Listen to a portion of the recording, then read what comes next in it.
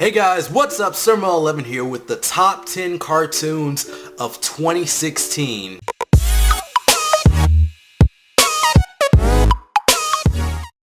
"2016 was an interesting year for cartoons as many Cartoon Network shows announced that they're ending. Adventure Time is ending in 2018, Regular Show airs its series finale in January 2017, and The Amazing World of Gumball will be ending after its 6th season.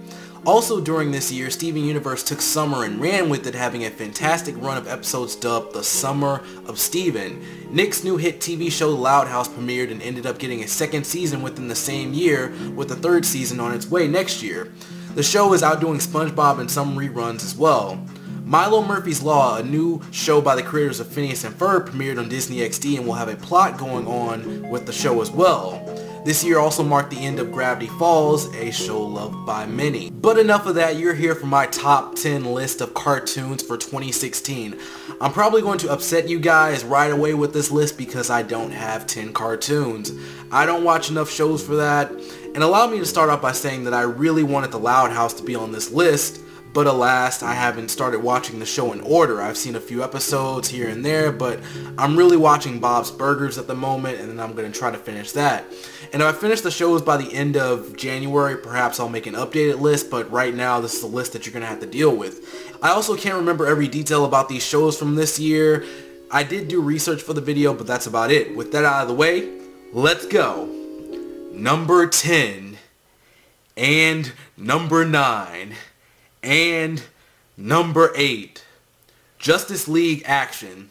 This series just started and it's a new cartoon focusing on the Justice League, and it has characters such as Batman, Superman, Wonder Woman, Green Arrow, and more in it. And what I liked about this show was that the first 4 episodes were a plot focusing on Shazam the Wizard, Black Adam, Captain Marvel, and the Djinn that were released in the first episode. Apparently this was only for the first 4 episodes and the rest of the episodes will be episodic. This isn't concrete, but that's what I heard, and that could hurt this show's enjoyment for me. And you know what I always like to say, I like plot, I like a story, and that's just kind of what I'm into as far as cartoons and animation go.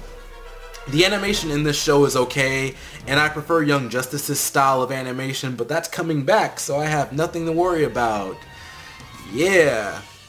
Number 7.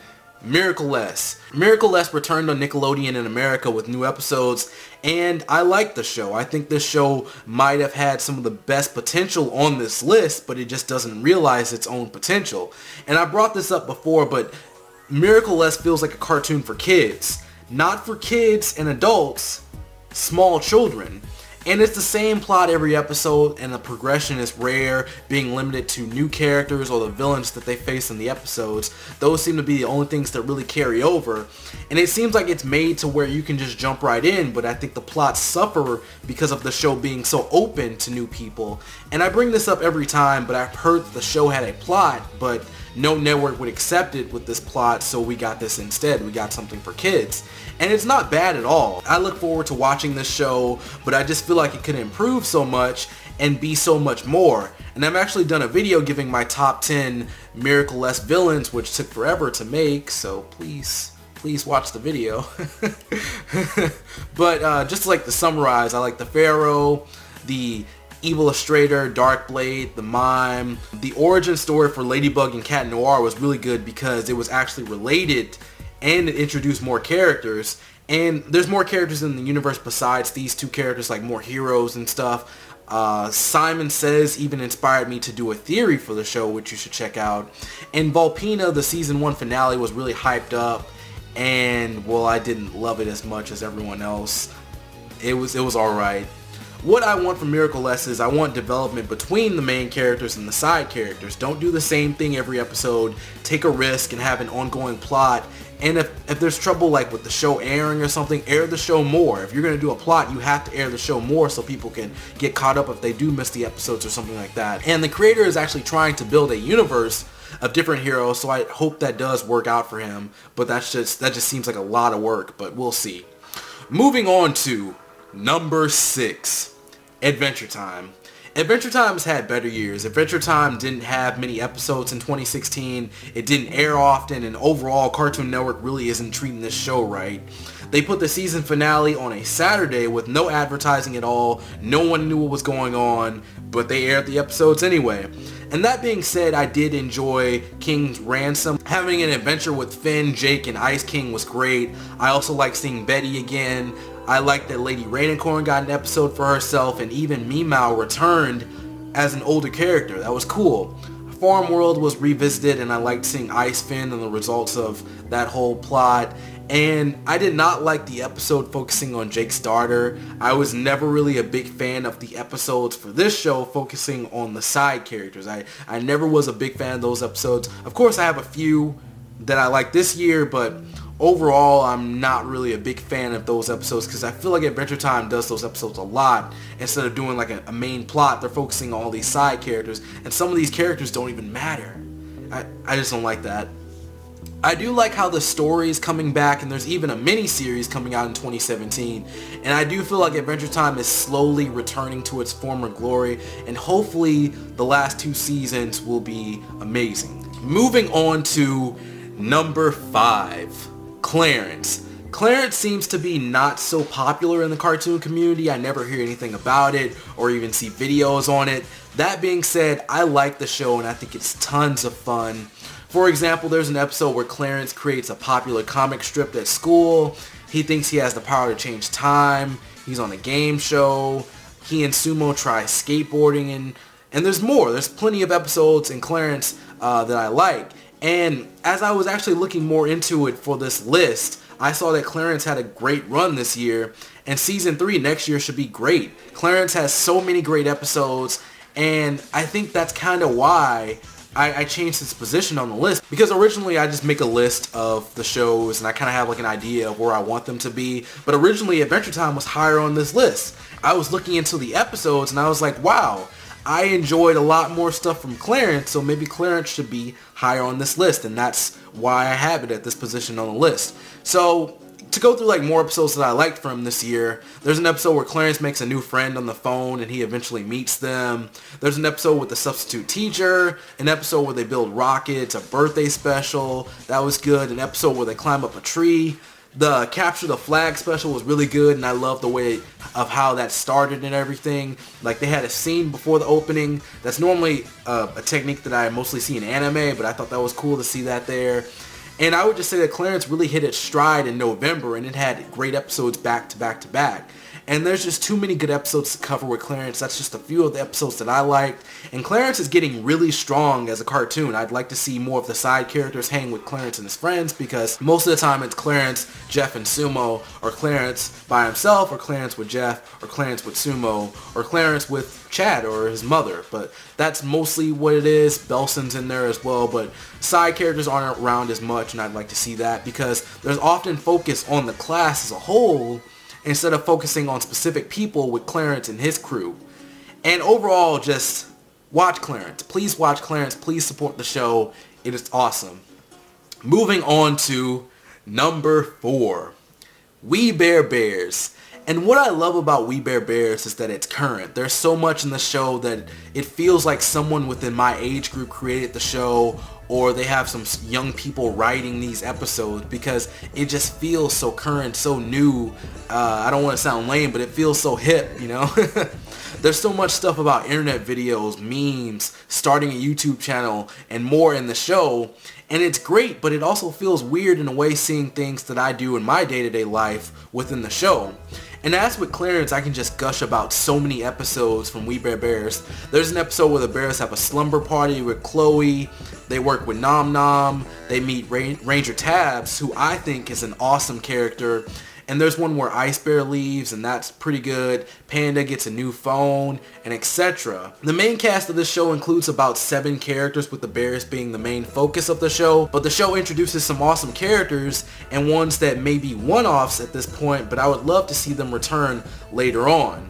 And they also had more Baby Bears episodes, which I would say are usually the highest quality of episodes in this show. But I didn't really like the island episode with the Baby Bears, but I loved the audition, Baby Bears on a plane, Yuri and the Ice Bear was fantastic. Ice Bear's backstory is really good, and I also learned that Chloe is a child. I didn't know that. I thought she was really short, but no, she's a kid in college. Moving on to number 3, Regular Show. With news that surprised everyone, Regular Show entered its final season this year. All good things must come to an end, and I respect the creator for knowing when to end this cartoon. And while I do really like Regular Show, I noticed that they were doing more and more callbacks to previous plots. And I'm not saying that it's related to running out of ideas, but it could be. I personally like the connection to older plots. I like them, tying up loose ends or bringing more stuff back. I think that's cool. Because Regular Show has done so many random episodes, it's good to see this stuff return. And Regular Show had a really good build up to its final season. Rigby was definitely the star of season 7 with a great plot of him being in high school going throughout the entire season. Guys Night 2 marked the end of Thomas's character, who turned out to be a Russian spy. Mordecai and Rigby had an adventure in Maylard's mansion. Pops' favorite planet marked the beginning of my first Regular Show theory, which did fairly well and was actually confirmed in the next season. The Dome plot returned for a good reason. There was an awesome graduation special for Rigby that led directly into Season 8. Season 8, or Regular Show in Space, started off with new episodes every day for a few weeks, quickly running through most of its episodes, and it's the same wacky plots but in space, and it's been good all the way through. The finale comes out next month, and I'm sure it'll be nothing short of fantastic. I look forward to watching every episode of this show, and I think that's one of the reasons why Regular Show is so high up on this list, because I just really enjoy it. Moving on to number 2, The Amazing World of Gumball. The Amazing World of Gumball is another show that seems to be ignored by cartoon fans and doesn't have many people talking about it. And the thing that really blew up for this show this year was the anime fight scene, which had really nice animation in it. And it's weird that Gumball isn't more popular because it's one of the few shows that aired for most of this year. Now I'm just going to go through a few episodes of Gumball with things that I noticed or just episodes that I liked. The Hug was a very uncomfortable episode with Gumball really pushing that he's unpredictable, and it led to a pretty borderline scene, if I say so myself. Hot Dog Guy and Gumball. That's all I have to say. If you've seen Gumball, you know this scene. It's pretty borderline. Gumball had a fantastic 2-part episode on Gumball, Darwin, and Anais' origins. I think they really outdid themselves with this episode. The Bus was a good episode with a really crazy plot. I also like the misunderstandings in which Gumball had trouble trying to get his date with Penny. I think the Slap is the most borderline episode in this show so far. Just Tobias and Gumball. That's all I have to say. If you watch Gumball, you know what I'm talking about, people. And there's been weird moments with Gumball and Darwin, but an episode on Gumball trying to get Tobias to slap him on the butt is pretty up there. I think that just like broke the scale pretty much. The Fury is the episode with the anime animation, and it has all these anime jokes, and it was just an episode that everyone loved. That was the episode that was really popular this year. Cartoon Network posted about it. People were posting about it on YouTube. People just really liked this scene. And I heard Studio Trigger was the company that they wanted to do the animation, but they couldn't get them. And you can tell that the studio that did do the animation was trying to do Trigger style, which I'm guessing was a request from the people from Gumball, because you can tell because Trigger style has these stars that they always use, and there were stars all over the place in this fight, so it just screamed Studio Trigger. The Disaster and the Rerun are definitely some of Gumball's best episodes plot-wise, even incorporating the ending of the show into the plot of the episode. I thought that was really good, and this was a big highlight for the season. The Choices was another episode I loved, which explored Nicole's origins, and it was really nice just seeing Nicole and Richard and how they got together and their relationship. It was really adorable just seeing them as kids and everything, and I just thought, like, this is a really nice relationship between these two characters. And really everything that this show puts out is just so good. It uses the whole cast of the show very well and uniquely. A problem that I brought up earlier with Clarence is that I don't see the side characters that much. You might see them as like background characters, but they're not involved with the main plot. Gumball takes time to specifically have an episode with one of the side characters in it, and there might even have multiple episodes with the side characters in it, and that's good. While it still has episodes with the whole family, or episodes with Gumball and Darwin, or episodes with just mainly Gumball. So Gumball is a cartoon done right. And every episode has something special about it, and I don't think I can say that about any other show on this list. And I have really high praise for Gumball. Now it's time for number 1. And this year I'm using a professional drum roll.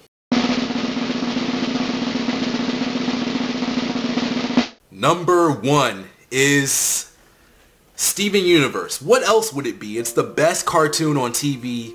What else is there to say about Steven Universe? I'm kidding. There's plenty of things to say about Steven Universe. First of all, Total Drama didn't have any new content this year, so of course Steven Universe is my number 1 cartoon. I love Steven Universe. I think the reason Total Drama normally does so well on my list because it actually progresses. It has somewhere that it wants to go, and it gets there by the end of the season. Unlike other shows on this list, that doesn't really happen. And Steven Universe had a really good year with 2016, with the first 5 episodes that it started the year off with concerning Peridot and Yellow Diamond. And then it took a very long break and returned in May with new episodes in Season 3's Summer of Steven. And it had mostly good episodes, which I have covered in great detail with Earth Eagle GT and a multi-part series of videos on my channel. Please check it out. And I guess I'll just go through some of the episodes that I liked, even though we've already done this in great detail. That's kind of why I just plugged my own videos. But Hit the Diamond marked the introduction of the Rubies. Mr. Greg was their first musical episode and has really good songs in it. Too Short to Ride is one of my favorite episodes of Steven Universe, further developing Peridot. Beach City Drift was an episode that I didn't really like that much. I've already talked about it. I talked about why I didn't like it. I just thought it wasn't really a good episode. Greg the Babysitter was cool, and I'd love to see a spin-off or a mini-series of just Greg. Greg is a cool character, and I'd love to just see Greg be Greg. Crack the Whip had one of the best scenes in the show with Steven and Connie defending Amethyst, which led to a little plot with Jasper, Amethyst, and Steven. And Season 3 ends really well with more revelations about Rose. I also enjoyed Last One Out of Beach City, which is from Season 4. And Steven Universe has really been kind to me with 2 of my theories blowing up with over 44,000 views on each video and pretty much establishing me as a Steven Universe YouTuber. So those are my top 10 cartoons of 2016. So tell me what you thought about my list, and what are your top 10 cartoons of 2016? Are you excited for any new cartoons in 2017? I also want to talk about some other cartoons that weren't on this list for, reasons, either me not watching them or them not having any new episodes this year. I did watch and finish Rick and Morty this year, and I think it's a genius cartoon. The plot carries over quite well, and it has unique writing that's really different from anything on my list. I think it really established itself as a different cartoon. Even though it's an adult cartoon, I feel like it's in a different category from shows like Family Guy and American Dad. I would say it's way better. And I just wanted to apologize that The Loud House isn't on my list. I heard it was a good cartoon, but I've only seen a few episodes, and I can't wait to watch it. I'm currently watching Bob's Burgers, which I really like, and next we're going to be taking a look at your top 10 cartoons of 2016. I wonder how different it'll be from my list. Anyways, that's it for me. Thank you for watching this video. I hope you enjoyed it. If you like my content and want to see more, be sure to subscribe. Don't forget to follow me on Twitter and like me on Facebook. The links are below. I'm Surma11. See you next time, and peace out.